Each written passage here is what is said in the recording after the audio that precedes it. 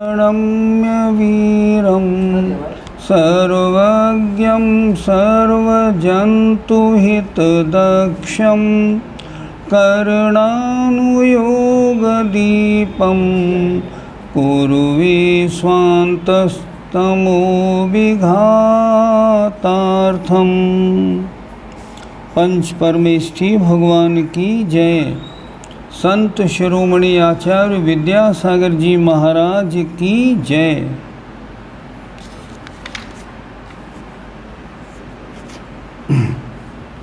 कल प्रश्न नंबर 261 हुआ था और उसमें ये बताया था किस मार्गणा में कौन सा सम्यक दर्शन होता है। आज अंतिम प्रश्न करते हैं।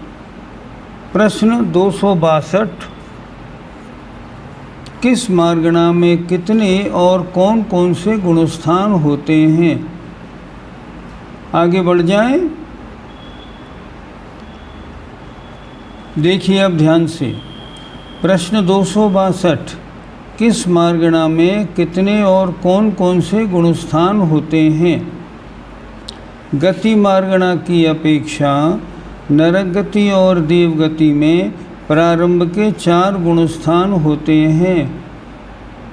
5वां क्यों नहीं होता कि नरक और देव गति में व्रतों का धारण नहीं होता, इसलिए 5वां गुणस्थान नहीं होता। तिरंच गति में प्रारंभ के 5 गुणस्थान और मनुष्य गति में 14 गुणस्थान होते हैं। तिरंच गति में 5 गुणस्थान क्यों बताए। तिरंच व्रती होते हैं, बताया था ना। स्वयंभू रमण समुद्र में असंख्यात तिरंच पंचम गुणस्थान वर्ती और अवधि ज्ञानी हैं, इसलिए तिरंचों में गुणस्थान 1 से 5 और मनुष्य गति में तो 1 से 14। भोग भूमिज मनुष्य और तिरंचों में प्रारंभ के 4 गुणस्थान होते हैं, 1 से 4। यहाँ भी 5वां नहीं, क्योंकि भोग भूमि के तिरंच और मनुष्य व्रती नहीं होते। नरक गति की अपर्याप्त अवस्था में सासाधन गुणस्थान नहीं होता है। दूसरे गुणस्थान वाले जीव मर के नरक नहीं जाते, ये नियम है, इसलिए वहाँ दूसरा गुणस्थान अपर्याप्त अवस्था में नहीं है। तो अपर्याप्त अवस्था में कौन कौन से गुणस्थान हो गए। 1 और 4। तीसरा क्यों नहीं कि तीसरा गुणस्थान ये तो विग्रह गति में होता ही नहीं, इसलिए अपर्याप्त अवस्था में होने का प्रश्न ही नहीं उठता। किसी भी गति की निवृत्त पर्याप्त अवस्था में मिश्र गुणस्थान नहीं होता है।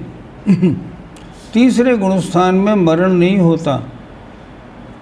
मरण 1, 2 और 4 में होता है। मरण के बाद कौन सा। 1, 2 और 4, तीसरा नहीं होता। मनुष्य और तिरंचों की लब्ध पर्याप्त अवस्था में मिथ्यात्व गुणस्थान ही होता है। लब्ध पर्याप्त अवस्था केवल 2 गतियों में होती है, मनुष्य और तिरंचों में। नारकी और देव जितने होते हैं इनमें लब्ध पर्याप्त नहीं होते। इसमें तो नियम से सब जीव या पर्याप्त या निवृत्त पर्याप्त होते हैं, लेकिन लब्ध पर्याप्त नहीं होते। लब्ध पर्याप्त 2 ही में होते हैं, मनुष्यों में और तिरंचों में। इनमें गुणस्थान पहला होता है। इन लब्ध पर्याप्त जीवों की आयु कितनी होती है। एक सांस में 18 बार जन्म मरण करने वाले होते। इस प्रकार गति मार्गणा में गुणस्थान कहाँ कहाँ कितने ये बता दिए। गति के बाद इंद्रिय मार्गणा।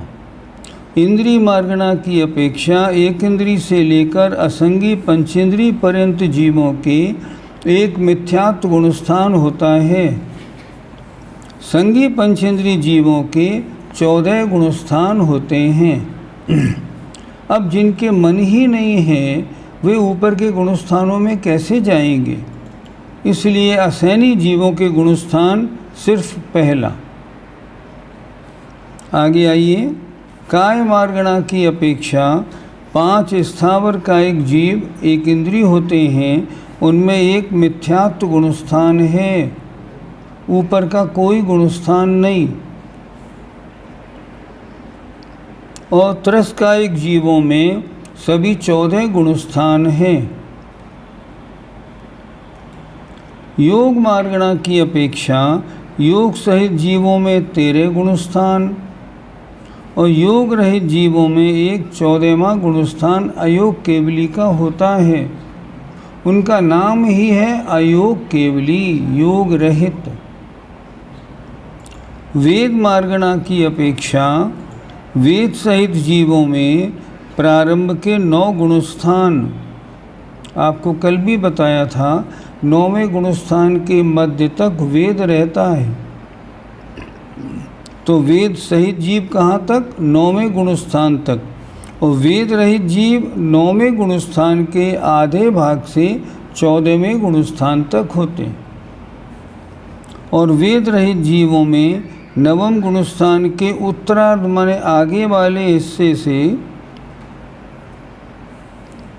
14वें तक 5 गुणस्थान होते हैं। अब आए कषाय मार्गणा में। कषाय मार्गणा की अपेक्षा क्रोध, मान और माया कषाय में प्रारंभ के 9 गुणस्थान हैं। लोभ कषाय में प्रारंभ के 10 गुणस्थान हैं, क्योंकि लोभ कषाय 10वें गुणस्थान तक पाई जाती है। 10वें गुणस्थान में सूक्ष्म लोभ है, बाकी 3 नहीं है, इसलिए 3 कषाय 9वें तक और लोभ 10वें गुणस्थान तक। और कषाय के अभाव में 11 में से 14वें तक 4 गुणस्थान होते हैं। ज्ञान मार्गणा की अपेक्षा ज्ञान मार्गणा की अपेक्षा मति ज्ञान, श्रुति ज्ञान और अवधि ज्ञान में चतुर्थ से 12वें तक 9 गुणस्थान। मनःपर्यय ज्ञान में 6ठे से 12वें तक 7 गुणस्थान। और केवल ज्ञान में अंत के 2 गुणस्थान होते हैं। सरल पढ़ाई है, बिल्कुल कोई दिक्कत नहीं। कुमति ज्ञान, कुश्रुत ज्ञान, कुअवधि ज्ञान में प्रारंभ के 3 गुणस्थान होते हैं। ठीक है ना? नहीं, ठीक नहीं है, ये ठीक नहीं लिखा। क्यों नहीं लिखा? कुमति ज्ञान, कुश्रुत ज्ञान, कुअवधि ज्ञान में प्रारंभ के 2 गुणस्थान होते हैं, पहला और दूसरा। क्या तीसरे गुणस्थान में कुमति कुश्रुत नहीं मानेंगे? नहीं मानेंगे। क्या मानेंगे? तीसरे गुणस्थान में मिश्र मति ज्ञान, श्रुति ज्ञान, अवधि ज्ञान होते हैं, क्योंकि वहाँ सम्यक्त्व का अंश है। इसको चाहे तो आप ठीक कर लीजिए। कुमति ज्ञान, कुश्रुत ज्ञान, कुअवधि ज्ञान में प्रारंभ के 2 गुणस्थान होते हैं। ठीक कर लीजिए। और ये भी लिख लीजिए, तीसरे गुणस्थान में मिश्र ज्ञान होते हैं, ये भी लिख लीजिए।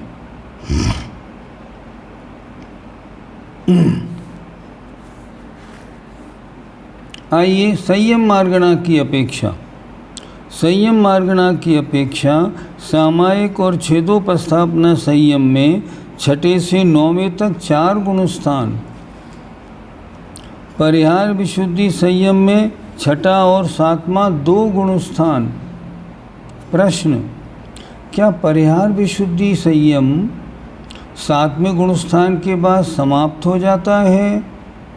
नहीं, उसकी लब्धि रहती है, उसकी योग्यता तो रहती है, पर प्रयोग नहीं होता, इसलिए चारित्र नहीं पाया जाता। तो क्या पाया जाएगा? परिहार विशुद्धि लब्धि तो पाई जाएगी। इन मुनि महाराज में परिहार विशुद्धि की योग्यता है, पर अभी इनके वो चारित्र हैं नहीं, इसलिए परिहार विशुद्धि संयम में 6ठा और 7वां 2 गुणस्थान होते हैं। सूक्ष्म सांप्राय संयम में सिर्फ एक 10वां गुणस्थान होता है, सिर्फ एक गुणस्थान। यथाख्यात संयम में 11वें से 14वें तक 4 गुणस्थान, 11, 12, 13, 14। संयमा संयम में 5वां गुणस्थान और असंयम में चारित्र रहित अवस्था में प्रारंभ के 4 गुणस्थान होते हैं। आगे दर्शन मार्गणा की अपेक्षा चक्षुर्दर्शन और अचक्षुर्दर्शन में प्रारंभ से 12वें तक 12 गुणस्थान, चक्षु और अचक्षु दर्शन 1 से 12 तक। अवधि दर्शन में 4 से 12वें तक 9 गुणस्थान और केवल दर्शन में अंत के 2 गुणस्थान होते हैं और सिद्ध अवस्था में भी केवल दर्शन रहता है। यहाँ लिख लीजिए अपनी किताब में, सिद्धों में भी होता है, सिद्धों में भी होता है क्या? केवल दर्शन।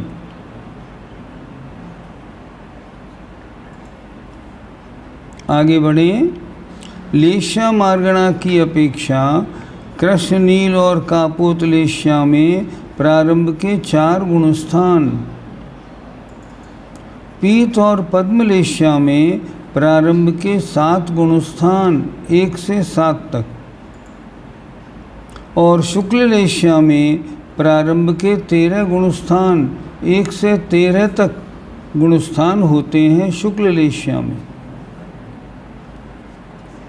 लेशा रहित जीव के 1/14वां गुणस्थान ही होता है, सिर्फ 1/14वां। 13वें गुणस्थान तक अरहंत अवस्था तक शुक्ल लेशा पाई जाती। आइए भव्यत्व मार्गणा की अपेक्षा भव्य जीव के सभी 1 से 14 तक गुणस्थान होते हैं और अभव्य जीव के तो केवल एक मिथ्यात्व गुणस्थान ही पाया जाता है। अब सम्यक्त मार्गणा की अपेक्षा प्रथमोपशम सम्यक्त तथा क्षयोपशम सम्यक्त में 4 से 7 तक 4 गुणस्थान, प्रथमोपशम 4 से 7, क्षयोपशम भी 4 से 7। द्वितीयोपशम सम्यक्त में 4 से 11वें तक 8 गुणस्थान, 4 से 11 तक द्वितीयोपशम। और छायिक सम्यक्त में 4 से 14वें तक 11 गुणस्थान होते हैं। छायिक सम्यक्त गुणस्थानातीत सिद्ध परमेष्ठी के भी होता है। सिद्ध भगवान में छायिक सम्यक्त पाया जाता है। आगे संगी मार्गणा की अपेक्षा संगी जीवों में प्रारंभ के 12 गुणस्थान 1 से 12 तक, असंगी जीवों में एक मिथ्यात्व गुणस्थान और संगी असंगी के व्यवहार से रहित केवली के अंत के 2 गुणस्थान होते हैं। कौन से? 13 और 14। इसमें न संगी है न असंगी है। आहार मार्गणा की अपेक्षा आहारक जीव में प्रारंभ के 13 गुणस्थान, आहारक में 1 से 13 तक सब, और अनाहारक जीव में प्रथम, द्वितीय और चतुर्थ गुणस्थान विग्रह गति की अपेक्षा, क्योंकि विग्रह गति में जीव अनाहारक रहता है इस कारण। और समुद्घात की अपेक्षा 13वां और 14वां, 13वें और 14वें में भी कहाँ रहती है अनाहारक अवस्था? 13वें गुणस्थान में प्रतर लोक पूर्ण प्रतर में और 14वें गुणस्थान में पूरे 14वें गुणस्थान में अनाहारक रहते। इस प्रकार 5 गुणस्थान हुए, 1, 2, 4, 13वां और 14वां। और सिद्ध परमेष्ठी में कौन कौन सी मार्गणाएँ हैं? सिद्ध गति, गति मार्गणा है। केवल ज्ञान ज्ञान मार्गणा है, केवल दर्शन सम्यक दर्शन मार्गणा है, क्षायिक सम्यक्त सम्यक्त मार्गणा है और अनाहारक अर्थात आहार मार्गणा है। इनको छोड़कर शेष मार्गणाओं का अभाव होता है। अर्थात सिद्ध भगवान में ये 5 मार्गणाएँ हैं, शेष 9 मार्गणाएँ नहीं पाई जाती। नीचे क्या लिखा, इनकी विशेषता है, इनकी विशेषता, हाँ, यह लिखा असंगी जीवों में एक मिथ्यात्व गुणस्थान। इनकी विशेषता है कि अनेक आचार्यों ने असंगी जीवों में भी निवृत्त पर्याप्त अवस्था में दूसरा सासाधन गुणस्थान माना है। किन्हीं आचार्यों की ऐसी मान्यता है। इस प्रकार उन्होंने असंगी जीवों में 2 गुणस्थान माने हैं, पहला और दूसरा। इस प्रकार असंगी जीवों में सासाधन गुणस्थान के सद्भाव के विषय में 2 मत पाए जाते हैं। इस प्रकार आपकी ये लोहे के चने वाली करणानुयोग दीपक भाग 1 आज पूरी हो गई। अब शंका समाधान करेंगे। आपको बता दें, कल पूज्य आचार्य श्री विद्यासागर जी महाराज का 53वां संयम दीक्षा का महोत्सव मनाया जाएगा। तो कल आपको प्रोग्राम देखना हो, आराम से आप देखिए। आचार्य श्री के बारे में तरह तरह के प्रवचन, भजन, पूजा सब आएंगी। उसके बाद हमारे पास 2 दिन बचते हैं, 26 और 27 चल रहा है। उसके बाद हमारे पास 2 दिन बचते हैं, 26 और 27। उन दोनों दिन हम पूरी किताब में से आपको जो भी प्रश्न पूछना हो, अब 25 तारीख की आपको छुट्टी दे रहे हैं, तो 25 तारीख को पूरा रिवाइज कर लें बड़े आराम से, और जो जो चीज़ कड़ी रह जाए ना, सब नोट कर लें और पूछ लें। 2 दिन आपके पास हैं, 26 और 27। अब आइए, अब देखते हैं प्रश्न कौन कौन से। चलिए शुरू से चलें।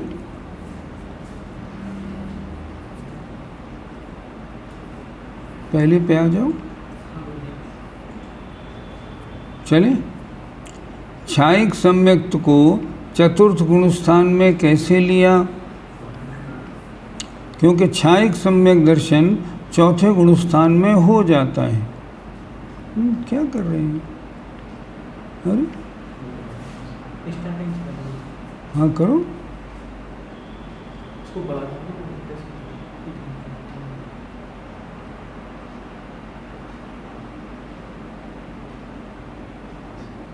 पहले प्रश्न पे ला के रखो ना। नीचे वाले पे, हाँ ठीक ठीक। नहीं ऊपर निकल गया थोड़ा। नहीं और इससे ऊपर चलो। नहीं इससे पहले भी कुछ है।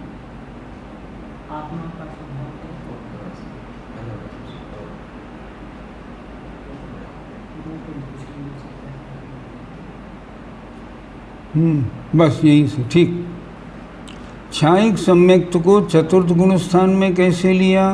क्योंकि चतुर्थ गुणस्थान वाले जीव भी क्षायिक सम्यक दृष्टि हो सकते हैं। दूर जाने की बात नहीं। राजा श्रेणिक चतुर्थ गुणस्थान वर्ती थे या नहीं?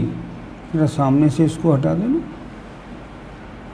सामने से इससे हटा दो, हमको प्रश्न नहीं दिख रहे हैं।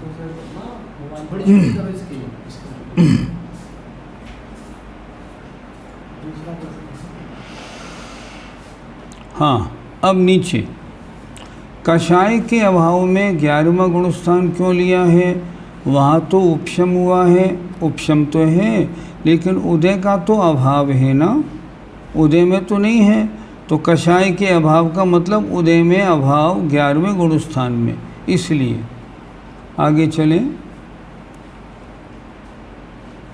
भैया जी मुझे 11 जून के बाद की सारी ऑडियो रिकॉर्डिंग कृपया भिजवा दें, मेरे लिए बहुत ज़रूरी है। M के जैन साहब से मेरा कहना है मैंने उसकी तैयारी करा दी है, उनके पास पहुंच जाएंगी। क्या प्रथमोपम सम्यक्त तथा क्षयोपम वाला जीव प्रतिमा नहीं ले पाता है? उनके केवल 4 ही गुणस्थान क्यों? नहीं, आपने ढंग से नहीं पढ़ा। अभी हमने पढ़ाया था प्रथमोपम में गुणस्थान 4 से 7 और क्षयोपम में भी गुणस्थान 4 से 7।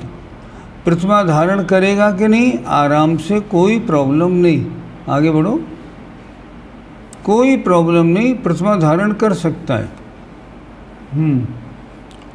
आज से ये सब YouTube पर लाइव हैं, ठीक है?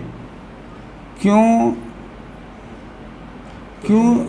अरे क्या कर रहे हो? अरे एक था ना, क्यों जरूरी? चलो,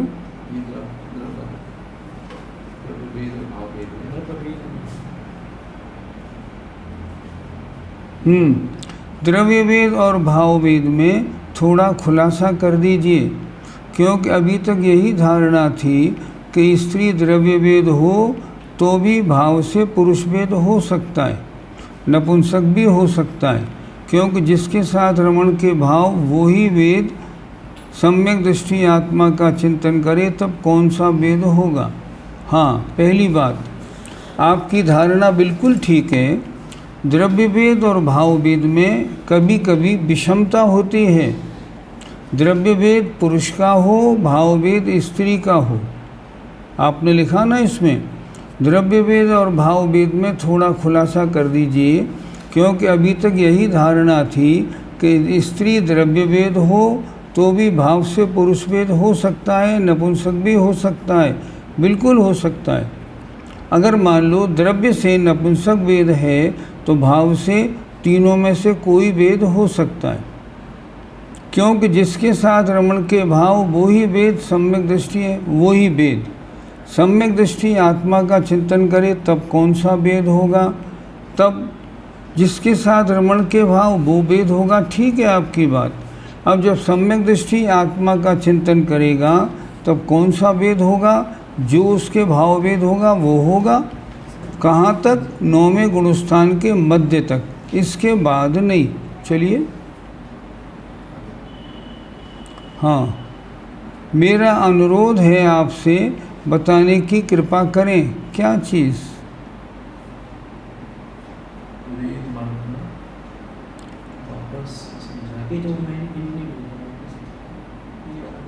वेद मार्गणा वापस समझा दीजिए।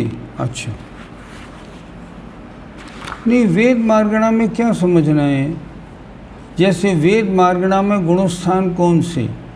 तो वेद मार्गणा में तीनों वेद में गुणस्थान 9 के मध्य तक रहता है, उसके बाद में फिर तीनों में कोई वेद नहीं रहेगा। ये रही भाव वेद की बात। द्रव्य वेद की बात करें तो स्त्री वेद और नपुंसक वेदी जो जीव हैं इनके गुणस्थान सिर्फ 5 तक, और जो पुरुष वेदी हैं वो तो ऊपर 14वें गुणस्थान तक जा सकते हैं, उसमें कोई आपत्ति नहीं।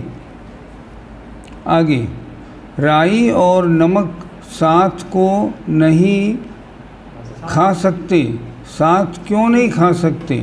गलत है थोड़ा, क्योंकि राई और नमक को एक साथ खाने में, राई और नमक एक साथ खाएंगे तो उसमें अनंत जीव राशि पैदा हो जाएगी, तरस जीवों की उत्पत्ति हो जाती है। इसलिए राई और नमक कभी साथ में नहीं खाना। आगे, विभंग ज्ञान में सासाधन गुणस्थान कैसे? विभंग ज्ञान में पहले 3 गुणस्थान 1, 2 और 3, विभंग ज्ञान माने कुअवधिक ज्ञान, उसमें सासाधन गुणस्थान होता है। क्यों नहीं होता? कोई आपत्ति नहीं। आगे आए, पाठ 2 भी कर्म है, करना है आपसे। आप जो पढ़ाएंगे वो बहुत ही सुंदर विवेचन हुआ। आपके आभारी, कृपा कर कि आप गोमठ सार भी पढ़ाएं। देखो, गोमठ सार पढ़ाने में तो टाइम बहुत लगेगा। गोमठ सार में 1000 गाथाएँ, वो तो बरसों का काम हो जाएगा। लेकिन हमने जो आपको ये पढ़ा दिया ना, कर्णानुग दीपक भाग 1, इसके पढ़ने के बाद अगर आप पढ़ेंगे ना गोमट सार को, तो आपको इजीली पढ़ने में आ जाएगा, कोई प्रॉब्लम नहीं होगी। ये कर्णानुग दीपक भाग 1 है क्या? ये गोमट सार कर्म कांड का नहीं, गोमट सार जीव कांड का संक्षेप है। अब इसको पढ़ने के बाद आप गोमट सार आराम से पढ़ सकते हैं। अब रही बात पार्ट 2 की, अभी विचार करते हैं। आप लोगों से हम पूछेंगे 26 तारीख को, परसों। अगर आपका इंटरेस्ट होगा तो हम सोच लेंगे, कोई आपत्ति नहीं। आगे, सूक्ष्म स्थूल और सूक्ष्म बादर का अर्थ एक ही होता है क्या? हाँ, एक ही होता है, कोई आपत्ति नहीं। छायोपशमिक सम्यक दृष्टि याद सम्यक दृष्टि जीवों के मिथ्यात्व का उदय किस रूप में होगा? उदयाभावी क्षय के कारण। उदयाभावी क्षय के कारण क्या होगा? ध्यान से समझें। देखो, मिथ्यात, सम्यक मिथ्यात और सम्यक प्रकृति, ये 3 प्रकृतियां हैं। इनमें से एक का उदय होता है और शेष 2 का, जिसका उदय होता है उस रूप चेंज होकर उदय हो जाता है। फिर समझिए, छायोपशमिक सम्यक दृष्टि जीव क्यों बनता है? क्योंकि उसके सम्यक प्रकृति का उदय होता है। तो उसके क्या होगा? मिथ्यात और सम्यक मिथ्यात, ये दोनों बदल के सम्यक प्रकृति रूप उदय में आएंगे। इसको कहते हैं उदयाभावी क्षय। आगे, दर्शन में मनःपर्यय दर्शन क्यों नहीं लिया? हमने ये पढ़ाया था मनःपर्यय ज्ञान कैसे होता है, उसकी परिभाषा पढ़ाई थी। हमने ये पढ़ाई थी, पहले इहा मति ज्ञान पूर्वक दूसरे के मन को जानकर। सबसे पहले इहा मति ज्ञान होगा, उससे पहले दूसरे के मन को जानेंगे। मन के जानने के बाद मन में जो चिंतित वस्तु होगी, फिर उसको जानेंगे। तो जब यह मति ज्ञान पूर्वक मन को जानेंगे, तो उससे पहले दर्शन हो जाता है, क्योंकि बिना दर्शन के मति ज्ञान नहीं होता। इसलिए मति ज्ञान पूर्वक हो गया। लेकिन मति ज्ञान पहले है जब तक मन को जाना है, और जब चिंतित वस्तु को जाना है तब प्रत्यक्ष ज्ञान मनःपर्यय ज्ञान बाद में होता है। नए सिद्ध की परिभाषा कृपया बताएं। नए सिद्ध की परिभाषा समझ में नहीं आई आपकी बात। अंतर्जल्प क्या होता है? अंतर्जल्प का मतलब होता है ऐसे जाप जपना जो होठ नहीं चले, आवाज़ भी नहीं लगे और अंदर ही अंदर जाप चलती रहे, इसे कहते हैं अंतर्जल। आगे, उबाल कर प्रासुक किया गया पानी का मर्यादा 24 घंटे होती है, उसके बाद उसमें जीव पड़ जाते हैं। आपने बताया कि गर्म किया गया पानी फिर से उबाला नहीं जा सकता, छान कर वापस उबाल क्यों नहीं जा सकता?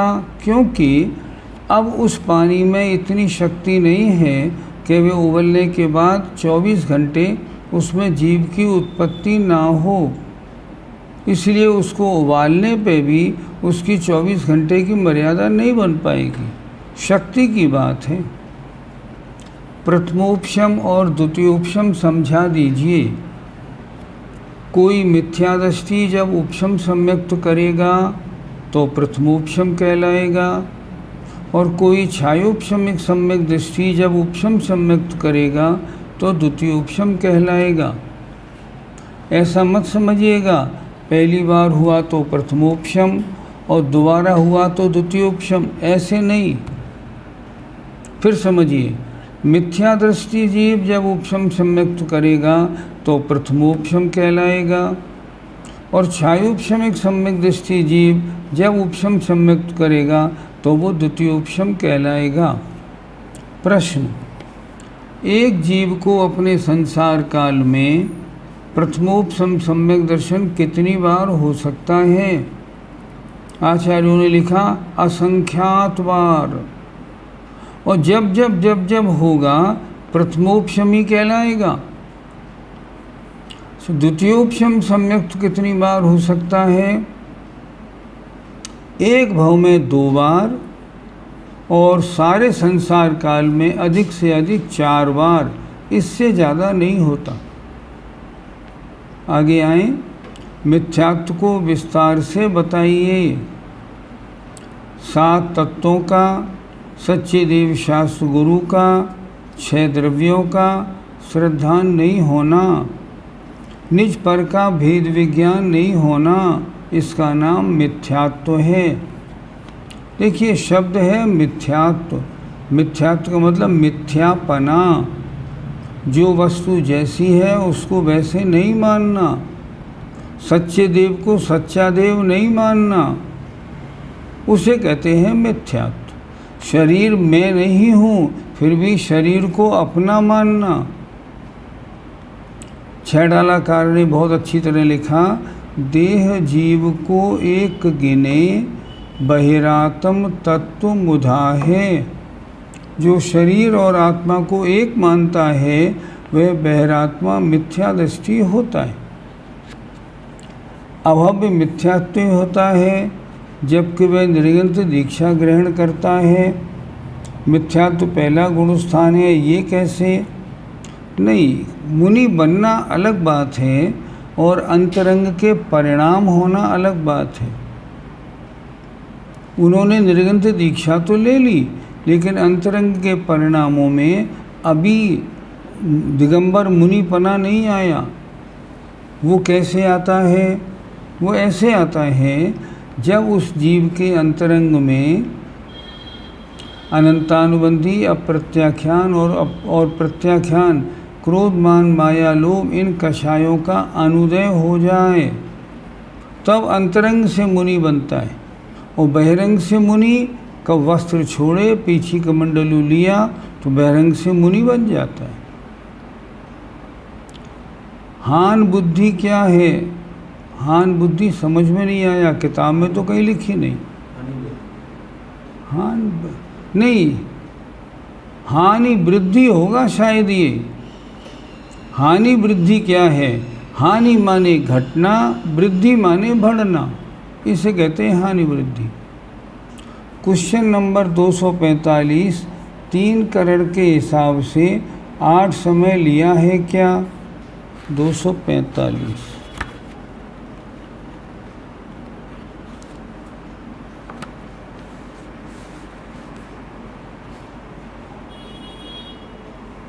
नहीं, 3 करण के हिसाब से 8 नहीं लिया। ये तो इन्होंने बताया कि जितना जो 11वें गुण स्थान का टाइम है उसमें 8 समयों में कितने जीव आ सकते हैं, उनकी ये संख्या है। कृपया भाग 2-3 पढ़ाइए। हम परसों आपसे बात करेंगे, अगर आपका मन होगा तो ज़रूर पढ़ाएंगे।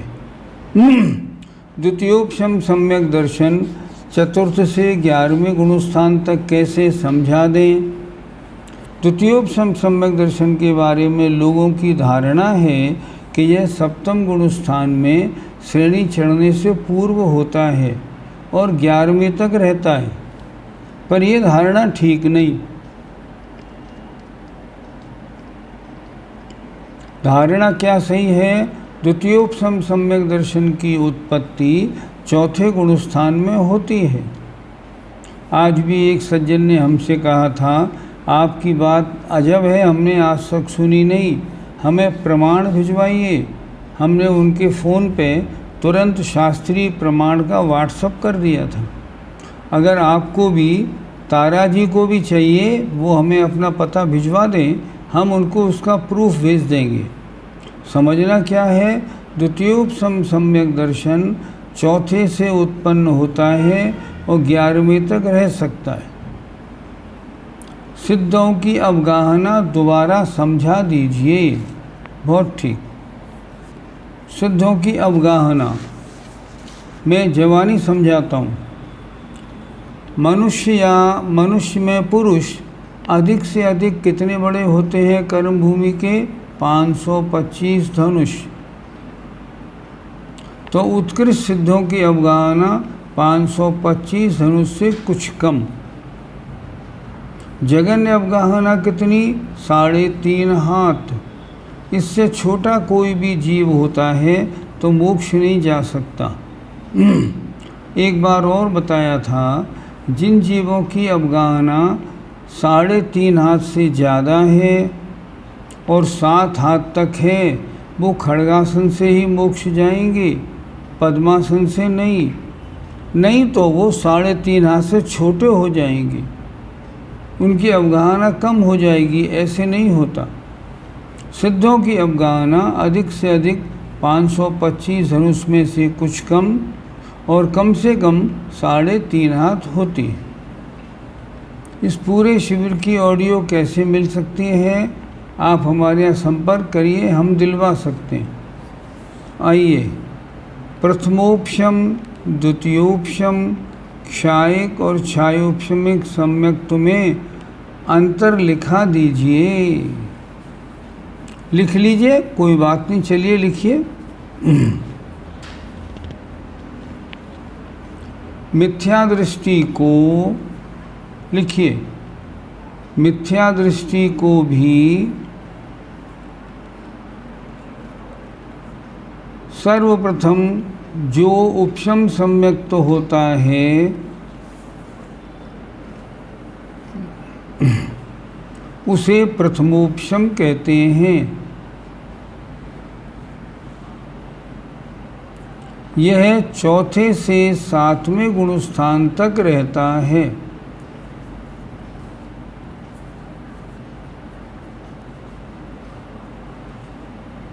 आगे लिखें, क्षायोपशमिक सम्यक दृष्टि को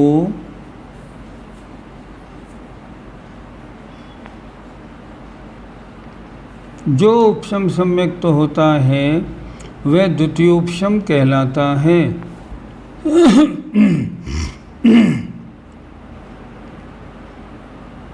इसके गुणस्थान 4 से 11 तक होते हैं।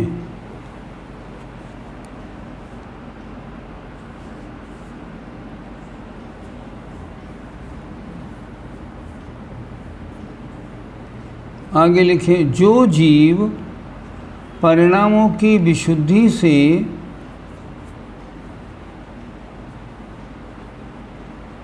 दर्शन मोहिनी कर्म का क्षय कर देते हैं,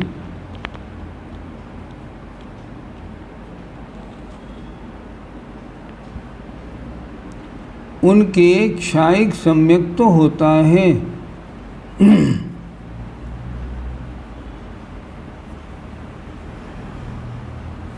यह पूर्ण शुद्ध होता है और कभी अशुद्ध नहीं होता।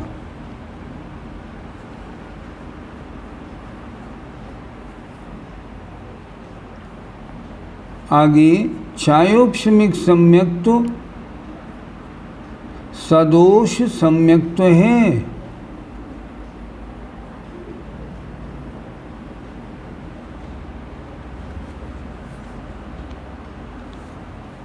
ये 4 से 7 गुणस्थान तक होता है।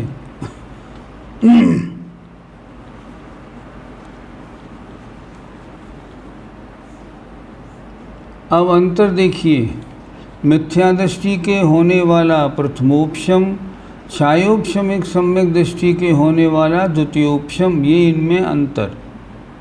7 प्रकृतियों के क्षय से होने वाला सम्यक्त क्षायिक और 6 का अनुदय और सम्यक प्रकृति के उदय से होने वाला क्षायोपशमिक सम्यक दर्शन होता है। आप लिख रहे हैं, प्रीति जी, करणान योग भाग 2 भी आपसे पढ़ना है, हम आपको परसों बताएंगे, अपना मन बनाइए, हम देखते हैं। पंडित जी साहब, इतने बार बज विषम नाराज सेनन होने के बाद भी हम अपना कल्याण नहीं कर पाए, क्योंकि उपादान की कमी समझिए या निमित्त न मिलने की कमी। और इस वर्तमान पर्याय में आपने कल्याण की भावना हमेशा रहती है, तो क्या हम कल्याण कर सकते हैं गृहस्थ में रहकर? देखिए, इस पर्याय में तो आप 7वें गुणस्थान से आगे नहीं जा सकते अगर पुरुष हैं तो। महिला हैं, अरविंद कुमार पुरुष हैं, इस कारण 7वें गुणस्थान से आगे नहीं। आज तक आप क्यों नहीं कर पाए? इसकी सीधी बात है, आपके पुरुषार्थ में कमी है, और आज भी कमी है आपके पुरुषार्थ में। अगर आज कमी नहीं है तो व्रत प्रतिमा लेके आगे बढ़ जाइए। आगे बढ़ेंगे तो ये संस्कार अगले भाव में भी रहेंगे, तो आप अगले भाव में भी सम्यक दृष्टि बन के अपना कल्याण और आगे ले जाएंगे। आगे चलें। आटे की 3 दिन की मर्यादा अष्टानिका के पहले शुरू होती है या अष्टानिका के बाद? अष्टानिका के बाद शुरू होती है, श्रावणवदी एकम से। आटे की मर्यादा 3 दिन। जब कर्म का उपशम किया जाता है या कर्मों की विसंयोजना की जाती है, तो क्या इसमें जीव बुद्धिपूर्वक करता है? देखो, जैसे कर्म का उपशम हो या विसंयोजना हो, इसके लिए वे मुनि महाराज तो या वो जीव तो अपनी विशुद्धि बढ़ाता है। यदि विशुद्धि उस पॉइंट को टच कर लेती है तो वो काम हो जाता है। उपशम हो या क्षायक हो या अनंत अनुबंधी की विसंयोजना हो, तो बुद्धिपूर्वक मेहनत करनी पड़ती है। हाँ, प्रयत्न तो स्वयं करता है, पर बुद्धिपूर्वक का ये मतलब नहीं मैं आज ध्यान लगाऊंगा, मेरी विसंयोजना हो जाएगी तब उठूंगा, नहीं, ऐसे नहीं होता। आप तो अपनी विशुद्धि बढ़ाइए।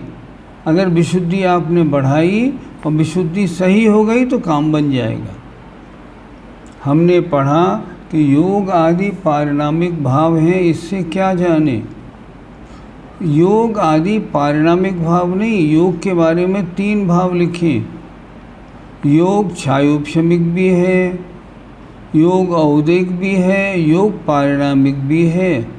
अलग अलग अपेक्षा से तीनों भाव लिख दिए गए। गुणस्थान के भेद समझा दीजिए। इतने दिनों से वही तो समझा रहे हैं आपको, किताब में सब लिखा है, आप देख लीजिए।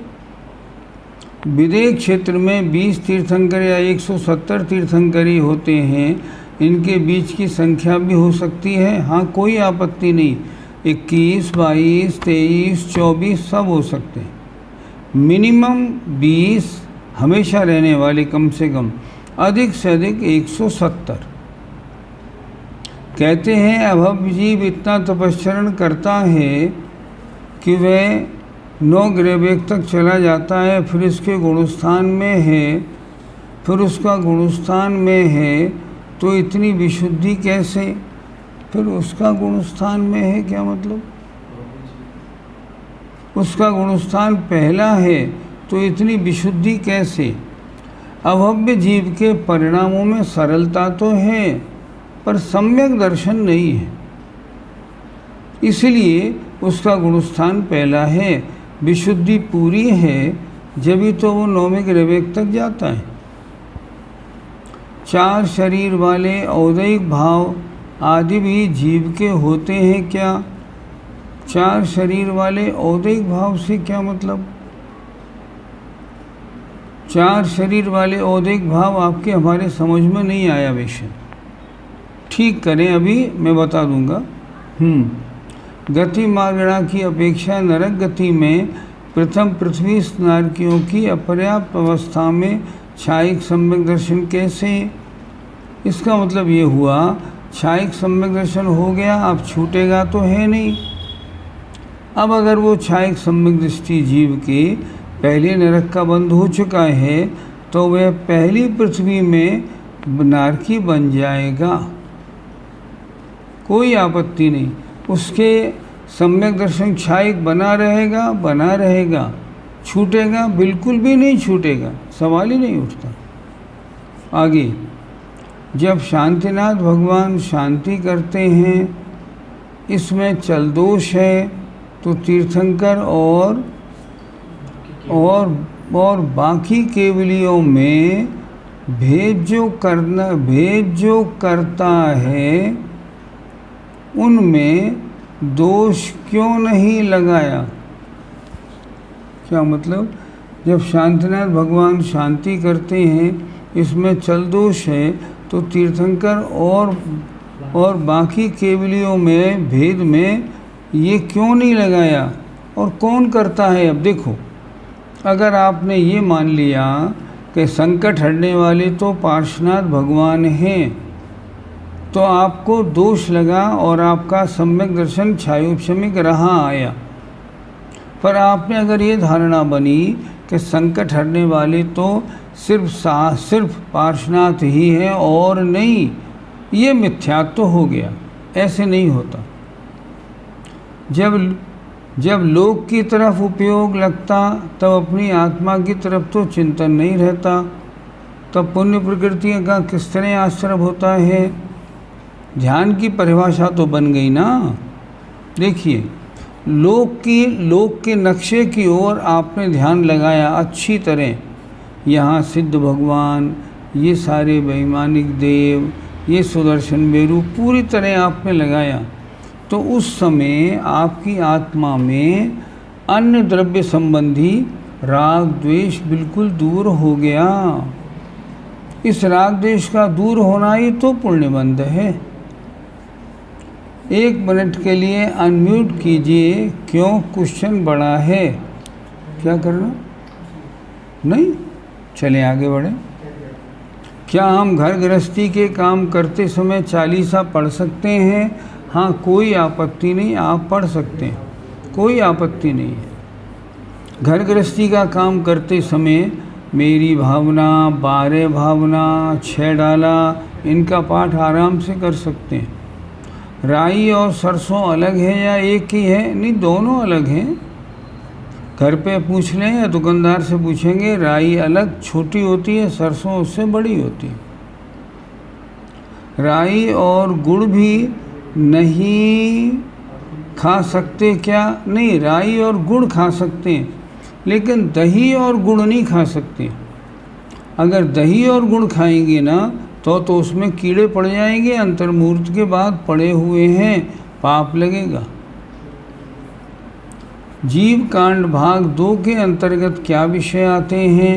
उसमें पूरा कर्म सिद्धांत है।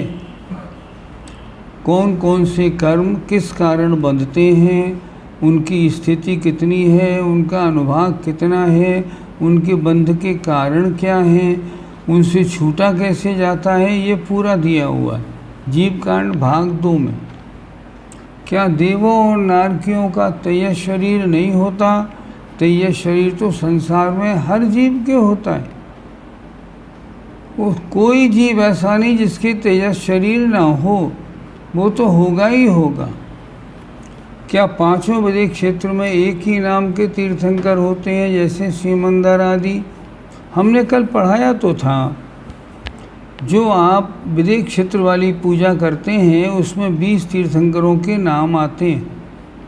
तो पहले 4 नाम वाले ये जम्बू द्वीप में होते हैं, और जगह नहीं होते।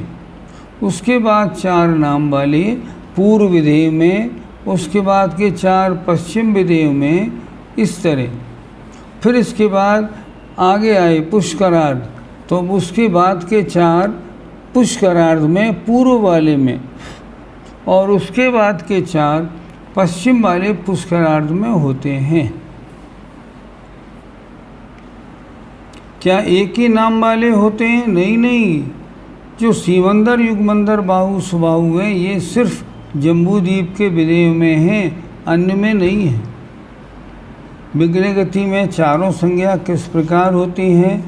उन संबंधी कर्मों के उदय होने के कारण उनके विग्रह गति में चारों संज्ञा होती है, कोई आपत्ति नहीं।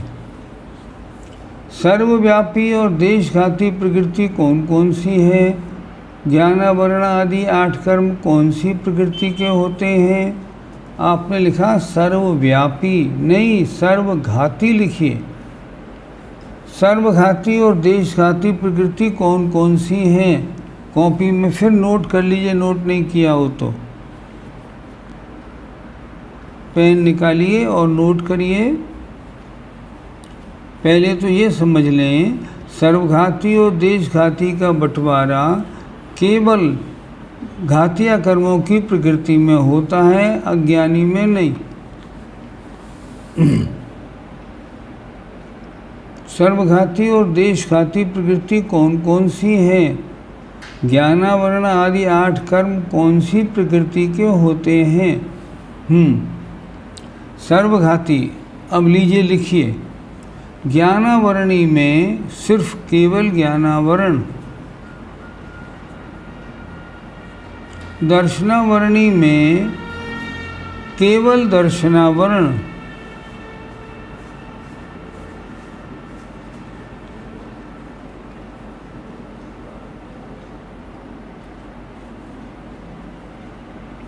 और लिखें निद्रा आदि 5 निद्राएं।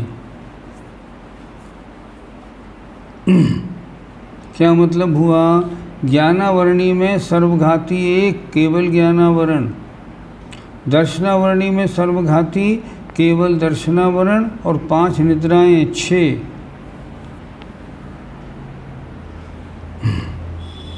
अब आइए मोहिनी में। मोहिनी के 2 भेद, दर्शन मोहिनी और चारित्र मोहिनी। दर्शन मोहिनी में सर्वघाती मिथ्यात्व और सम्यक मिथ्यात्व, बाकी 1 देशघाती। ज्ञानावरण आदि 8 कर्म कौन सी प्रकृति के होते हैं? ज्ञानावरण प्रकृति के होते हैं। मति शुद्ध अवधि मन परे ज्ञानावरण जो भी हैं, ये सब जो हैं, ये सब ज्ञानावरण कर्म के 6 उपशम से होने वाले सम्यक्त्व हैं। आगे, नरक आयु का बंद करने के बाद क्या क्षायिक सम्यक्त हो सकता है? इसका क्या नियम है?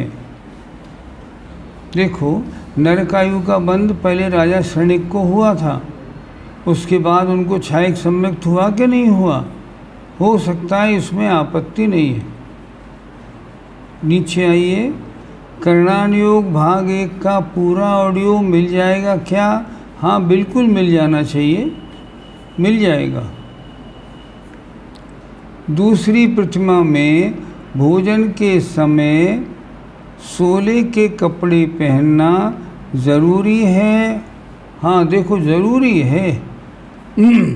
कारण जितनी शुद्धि आप रखेंगे उतनी परिणामों की शुद्धि बनेगी, इसलिए जितनी शुद्धि आप रख सकें। लेकिन अगर कहीं मान लो परदेश में आप जा रहे हैं और कहीं उतनी शुद्धि नहीं मिले तो थोड़ा बहुत कंप्रोमाइज़ हो सकता है, पर हम कंप्रोमाइज़ की बात क्यों करें? हम तो ये बात करें जहाँ भी भोजन जहाँ सोले का मिले वहाँ जाएं, नहीं तो नहीं जाएं। पहले कह दें मैं सोले का भोजन लेता हूँ, अगर आप दिला सको तो आऊँ, नहीं तो नहीं आऊँ, ऐसे। आगे, आप भक्तियाँ पढ़ा दीजिए। अभी तो पहले पढ़ाएंगे तो कर्णानुयोग दीपक भाग 2 पढ़ाएंगे, भक्तियाँ फिर उसके बाद देखेंगे। कृतकृत्य वेदक का कौन सा गुण स्थान होता है? उन्होंने लिखा 4 से 7 तक। आगे, बैनाना जी, आप हम सबको निस्वार्थ भाव से इतना अच्छा जैन धर्म का विश्लेषण बता रहे हैं और हम अपनी पढ़ाई के लिए बढ़िया से बढ़िया फैकल्टी के लिए लाखों खर्च कर देते हैं।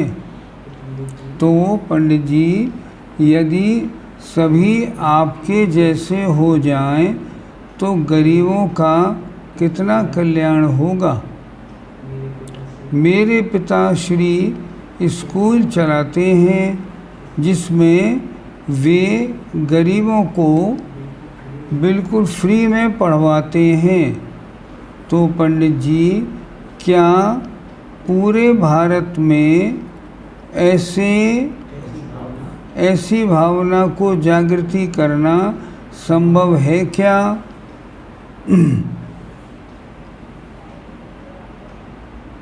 आपका कहना क्या है? आपका कहना ये है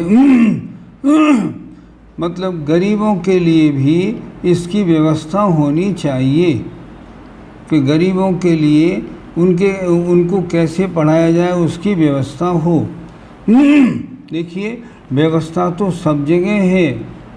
जो लोग परेशान हैं वो भी अगर उन कॉलेजों में पढ़ना चाहते हैं, आर्थिक रूप से दिक्कत है मान लो, तो भी देश में ऐसे 25-50 सेंटर हैं जहां एप्लीकेशन लगाने पर और वजीफ़ा आ जाता है। बैंकें सब लोन देती हैं। आप पढ़ें यहाँ संस्कृत, आपको लोन मिलेगा बैंक से, जो आप बाद में पे कर देना। इसलिए कोई बात नहीं है, चीज़ बहुत अच्छी है। आप पढ़िए आराम से, कोई दिक्कत नहीं।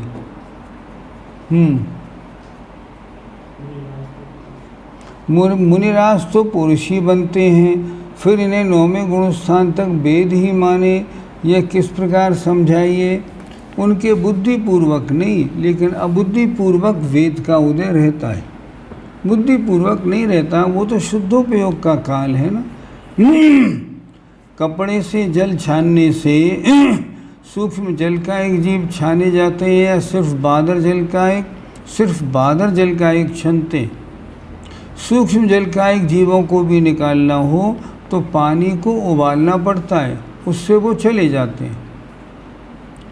7 भय बताए गए हैं, क्या हमें उनसे बचना चाहिए? नहीं, बचना नहीं चाहिए। भय का अवसर आ जाए तो भय डर नहीं करना चाहिए। यदि हाँ, तो पाप से भय और बुरे कार्यों से भय भी गलत है क्या? नहीं, गलत नहीं है, अच्छा है, कोई आपत्ति नहीं। आगे, छायोपशमिक सम्यक्त में सदवस्था रूप उपशम का अर्थ कैसे लेना? इसका मतलब हुआ सत अवस्था रूप उपशम, अर्थात जो सम्यक्त की विरोधी मिथ्यात्व और सम्यक मिथ्यात्व सर्वघाती प्रकृतियां हैं, इनका सदवस्था रूप उपशम माने बीच में इनका उदीर्णा नहीं होती, जो बीच में आ जाएं, ऐसा नहीं होता। इसका नाम है सत अवस्था रूप उपशम। ये तो सत्ता में आनंद से बैठे रहते हैं। क्वेश्चन 94, एक भाग और बहुभाग से क्या मतलब है? 94।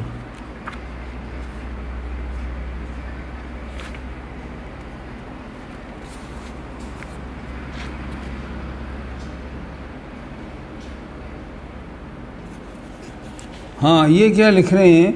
एक इंद्रिय जीवों में एक भाग प्रमाण वादर जीव, मतलब 100 में से 1, और बहुभाग प्रमाण 100 में से 99। ये इनके लिखने का मतलब है।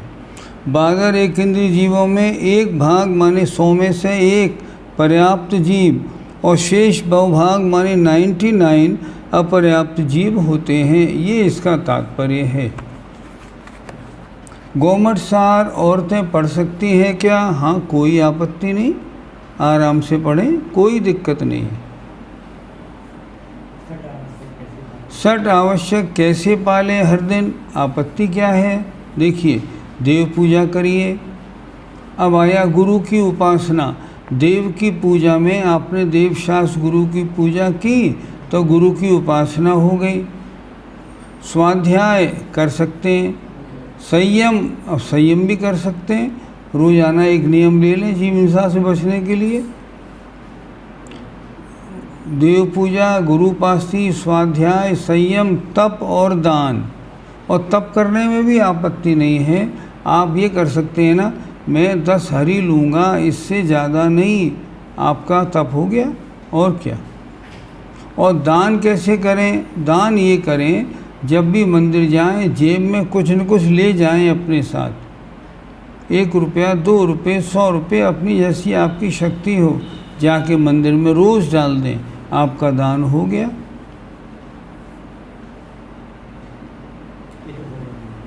हाँ, ये तो हो गया ना? नहीं, देसी जंग है।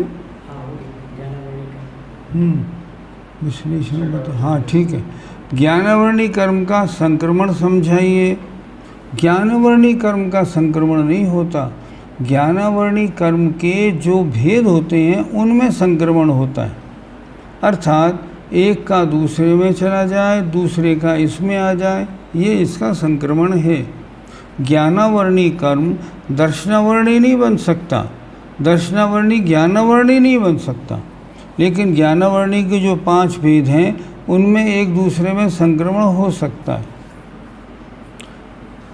माला जाप करते समय यदि 108 से ज़्यादा बार मंत्र बोल लें तो क्या, तो कोई दोष है क्या? नहीं, कोई दोष नहीं। 1 से 8 कम बोलने में दोष है, अगर आपने ज़्यादा बार बोला तो दोष नहीं। लेकिन एक बात ध्यान रखें, कितनी बार पढ़ें, प्रश्न इस बात का है आपका मन लगा कि नहीं लगा, देखना वो है, मन लगना चाहिए। क्वेश्चन 128, उत्कर्षण संचय क्या है? उत्कृष्ट संचय क्या है? ये मैंने आपको प्रश्न पढ़ाए नहीं थे, ये विषय थोड़ा कड़ा है, इसे छोड़ दीजिए। पीला मटर और दही दुदल होगा क्या? पीला मटर का मतलब हरा या सूखा। अगर हरा मटर है और दही के साथ खा रहे हैं, दुदल नहीं होगा। अगर सूखा मटर है और दही के साथ खाएंगे, दुदल हो जाएगा। जो 3 दिन का अचार होता है उसके मसाले में राई, नींबू, नमक होते हैं, तो फिर अचार अशुद्ध होता है? हाँ बिल्कुल, उसमें जीव हिंसा बहुत। जहाँ तक अचार का मामला है ना, अचार की मर्यादा तो कुल 24 घंटे की है, उसके बाद तो त्रसीव पैदा हो जाते हैं।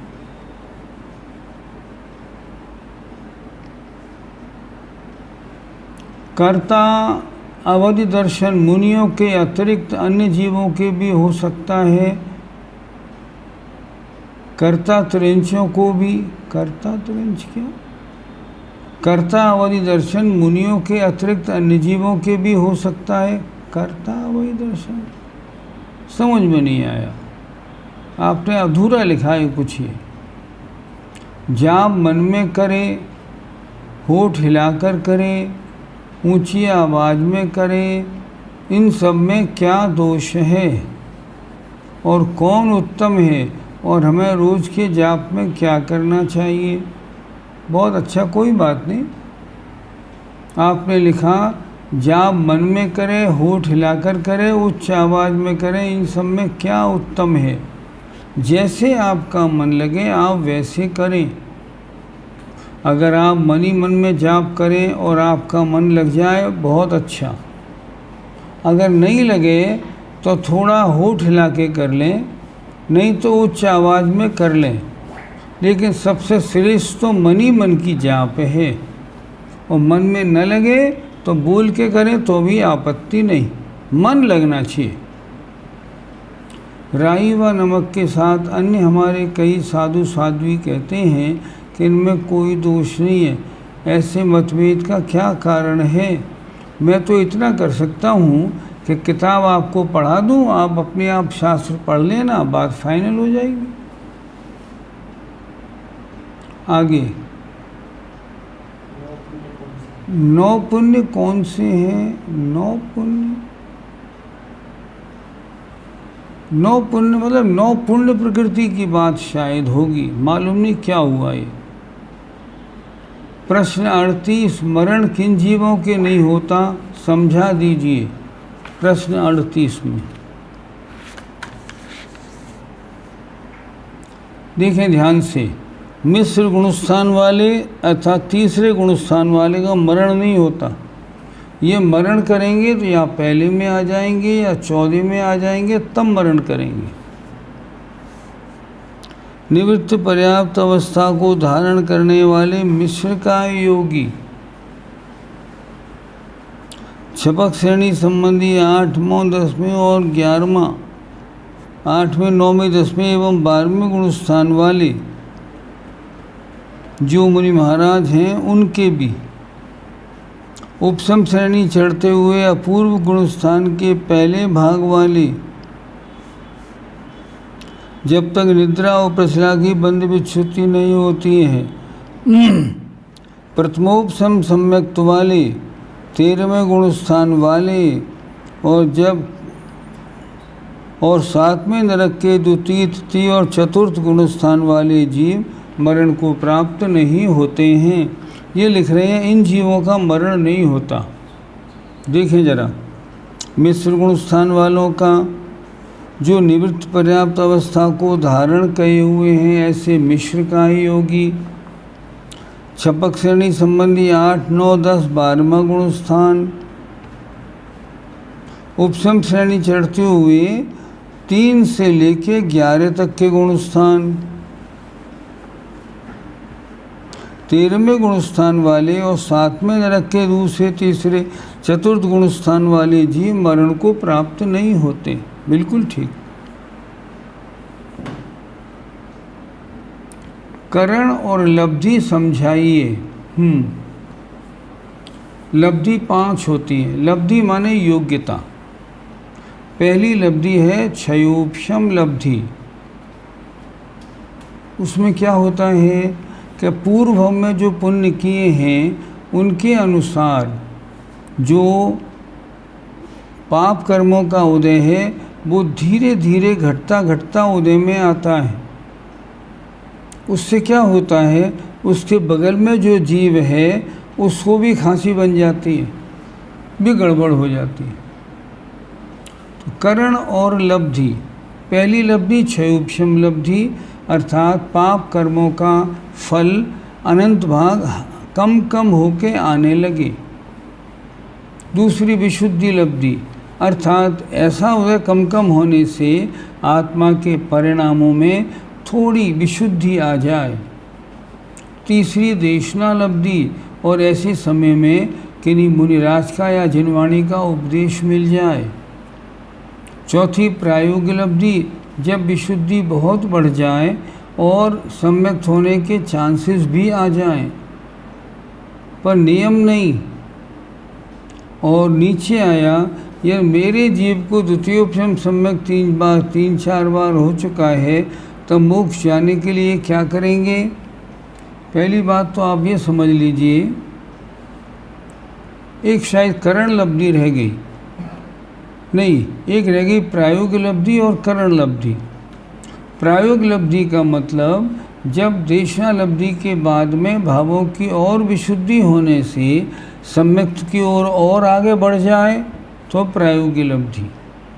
और करण लब्धि में अगर प्रवेश हो गया है तो वह गुण प्राप्त हो ही जाएगा। इस तरह 5 लब्धियाँ होती, और करण लब्धि में 3 करण होते। यदि मेरे जीव को द्वितीयोपशम सम्यक 3-4 बार हो चुका है, अब मोक्ष जाने के लिए क्या करेंगे। अभी मोक्ष जाने का संबंध तो है नहीं, अभी तो आप जितनी विशुद्धि बढ़ा सकें उतनी विशुद्धि बढ़ा लीजिए। अगले जन्म में अगर सिमंदर स्वामी के पास आप जाते हैं तो मोक्ष जाने की व्यवस्था बन जाएगी, यहाँ तो नहीं बनने वाली। पर्यावरण 164 और 165 पर एक प्रकाश डालिए। 164 ये प्रश्न हमने छुड़वा दिए, ये हमने पढ़ा ही नहीं क्योंकि ये बड़े कठिन थे। करणान योग भाग 2 और 3 में क्या क्या विषय है। करणान योग भाग 2 में अभी जो आपने भाग 1 पढ़ा, इसमें तो गोमठसार जीव कांड का संक्षेप वर्णन दिया हुआ है। अब मान लीजिए भाग 2 पढ़ेंगे, इसमें करणान योग भाग 2 में गोमठसार कर्मकांड का संक्षेप है, और करणान योग दीपक भाग 3 में त्रिलोकसार त्रिलोक परिणति का संक्षेप है। इस तरह तीनों में ऐसा होता है। सामायिक कब करनी चाहिए? क्या सामायिक करते समय तत्वार सूत्र का पाठ कर सकते हैं? सामायिक कब करनी चाहिए? सामायिक सुबह, दोपहर और शाम संधि काल में की जाती है। अगर सामायिक 3 प्रतिमाधारी है तो 3 बार, और 1 और 2 प्रतिमाधारी है तो 2 बार करने से काम बनता है। इतनी करनी चाहिए। और सामायिक करते समय तत्वार सूत्र का पाठ कर सकते हैं क्या? हाँ, मन लगाने के लिए, मन की स्थिरता के लिए करते हैं तो आपत्ति नहीं। हमने देखा बहुत से मुनि महाराज स्वयंभू स्तोत्र का पाठ करते हैं। इस तरह इसमें भी ऐसी कुछ हो जाए तो दिक्कत नहीं। जूम ऐप चाइना का है ही। जूम ऐप चाइना का नहीं है, जूम ऐप के बारे में जानकारी है। जूम ऐप चाइना का, ये जूम ऐप जो आप जिससे आप पढ़ा रहे हैं, लोग बाग ये समझते हैं ये जूम ऐप चाइना से बना है तो नहीं यूज करना चाहिए, लेकिन उसकी जानकारी आ गई कैलिफोर्निया यूएस का है। उसको दिखा दो। हाँ, इसमें जूम ऐप जो है ना, ये क्या है? कैलिफोर्निया। आप विकिपीडिया पे सर्च करेंगे नेट पे तो आपको मिल जाएगा, इसमें नहीं आएगा। चलो ठीक है। जूम कैलिफोर्निया में। ये कैलिफोर्निया का है। किसी भारतीय आपसे पढ़ाइए। हाँ बिल्कुल, आगे कोशिश करेंगे। हम भी चाइना का बहिष्कार करने को बिल्कुल तैयार हैं। फिक्स हो गया ही, चाइना का नहीं है, कैलिफोर्निया। लेकिन एक बात है, हमारे पास जो जूम ऐप है ना, ये चाइना वाला है नहीं। होगा तो हटा देंगे। आप बताएं कि कपाट समुद्घात औदारिक मिश्र के योग होता है और वो आहारक बताएं, लेकिन कैसे? जबकि मिश्र अवस्था में अनाहारक ही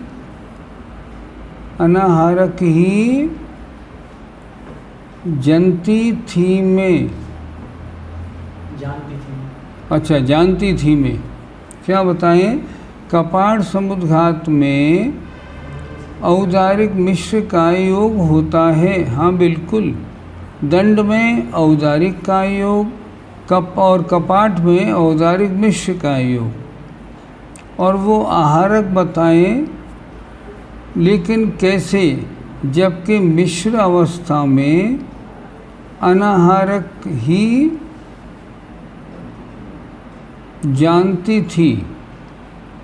नहीं, मिश्र कपाट समुद्घात में औदारिक मिश्र का योग है, और मिश्र का योग में आहारक अवस्था है। अभी कार्बन का योग में आहारक अवस्था नहीं होती, मिश्र में तो होती है। आहारक शरीर शंका समाधान के लिए केवल के समीकरण में किस तरह से जाते हैं? केवल के समीकरण में आहारक शरीर शंका समाधान के लिए केवली के समोपसरण में किस तरह जाते हैं? अच्छा केवली के समोपसरण में किस तरह से जाते हैं? आहारक शरीर आकाश मार्ग से जाता है। वो ऊपर आकाश में उड़ के जहाँ भगवान होते हैं उनको जान के उनके पास पहुँच के शंका समाधान करा के वापस आ जाएगा। ऑडियो के लिए संपर्क कौन से नंबर पे करें? क्या नंबर संजीव भाई का ज़रा लिख लीजिए, बोलो। लिखें 811 बोलो 44 57 928। दोबारा लिखिए 811 44 57 928 57928। सिद्ध भगवान कितने क्षेत्र में रहते हैं? ऊपर हमने बताया 45 लाख योजन गोल में, और 525 से कुछ कम ऊंचाई में लोक के अंत में निवास है उनका। आपने लिखा मेरा मतलब समवशरण से है। ऊपर ये समीकरण लिख दिया था। यहाँ ऊपर समीकरण लिख दिया था, गलत टाइप कर दिया था ऊपर समीकरण। अच्छा अच्छा, ठीक हो गया। भोग भूमि में तो सम्यक दृष्टि जन्म लेता है। उनका भाव कैसे होता है? वहाँ जैन धर्म तो नहीं होता। हाँ बिल्कुल ठीक बात है आपकी। भोग भूमि में सम्यक दृष्टि जन्म लेगा, उसके भाव कैसे होंगे? भाव अच्छे बनाएंगे। वे अवधि ज्ञानी होते हैं, अपने अवधि ज्ञान से भगवान को, भगवान की मूर्ति को देखेंगे, परिणाम अच्छी बनाएंगे। कौन सी बात है, बन जाएगा, कोई आपत्ति नहीं। हम सबको भी भाग 2 पढ़ना है। हमारी तो आज से ही भावना है, कोई बात नहीं, परसों देख के फाइनल कर देंगे। अंतिम ज्ञानावरण दर्शनावरण अंतराय 12वें गुणस्थान में एक साथ 6 में कितनी सेकंड लगते हैं? अंतर्मुहूर्त, बस एक आवली से भी कम समय लगता है। बस आज इतना ही ठीक है, समय पूरा हो गया। जय